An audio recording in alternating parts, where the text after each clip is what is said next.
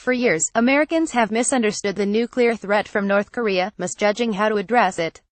They have also misunderstood the bilateral trade deficits with China, overestimating their importance.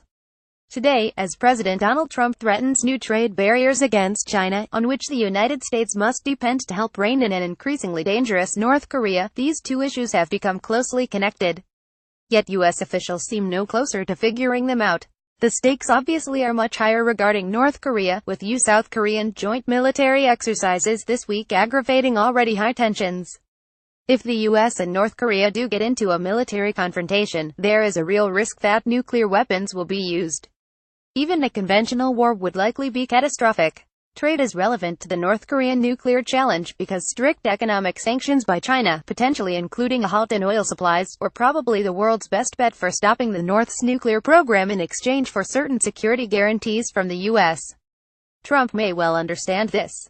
But he apparently believes that he can use U.S. trade with China as a bargaining chip to secure its help in dealing with North Korea. This is the wrong approach. Trump's approach to governance, characterized by an unprecedented lack of interest in rules, principles, alliances, and institutions, is sometimes described as transactional. Justifications of that approach typically focus on Trump's business background, which supposedly makes him the dealmaker the U.S. needs. In fact, Trump's behavior reflects a lack of regard for some of the most elementary requirements for successful negotiation. A skillful negotiator knows that one must look at the game from the other player's viewpoint, in order to determine which outcomes they may view as favorable, and find common ground. Moreover, concluding a deal requires credibility with respect to both inducements and punishments.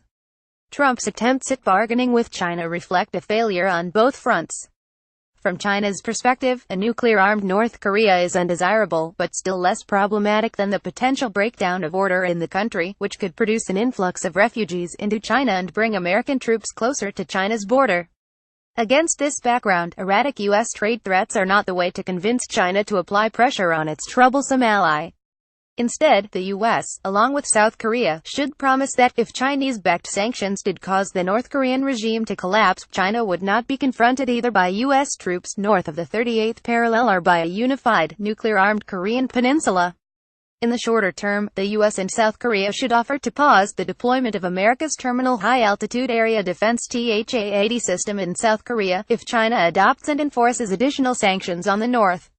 But credibility on the part of the U.S. president is needed to make this, or any, strategy work. Unfortunately, Trump's statements, whether about the past, the present, or the future, are often out of touch with reality.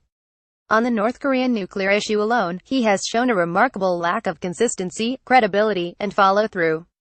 In January, Trump tweeted that North Korea's development of a nuclear weapon capable of reaching parts of the U.S. won't happen by July. The North was testing an intercontinental ballistic missile capable of reaching the U.S., and it is believed that the country already possesses the capability to produce a miniaturized, ICBM-ready nuclear payload.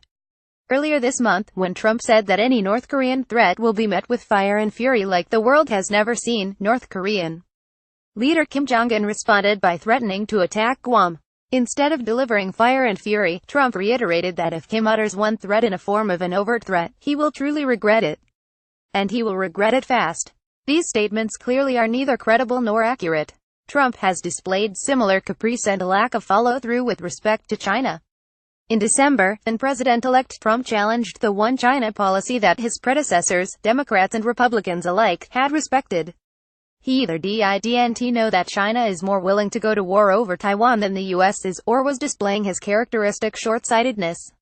In any case, on the 9th of February, he had to reverse his position, losing face just a couple of weeks after his inauguration and setting a bad precedent for future deal-making with the strategically savvy Chinese.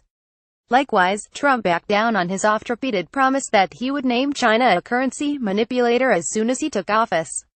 It was a foolish threat all along, not least because, if Chinese authorities had stopped intervening in the foreign exchange market in 201516, the result would have been a weaker renminbi, not a stronger one. By now, Chinese President Xi Jinping, like most world leaders, has learned to discount Trump's warnings. Trump's statements suggesting a lack of loyalty to America's allies, he took months to affirm his support for Article 5 of the North Atlantic Treaty, NATO's bedrock collective defense clause, have left even close U.S. partners hesitant to make details with his administration.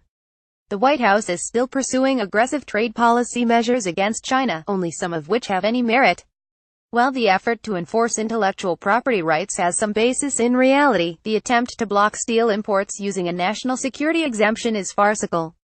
But these initiatives will not do much, if anything, for America's trade balance, real income growth, or employment.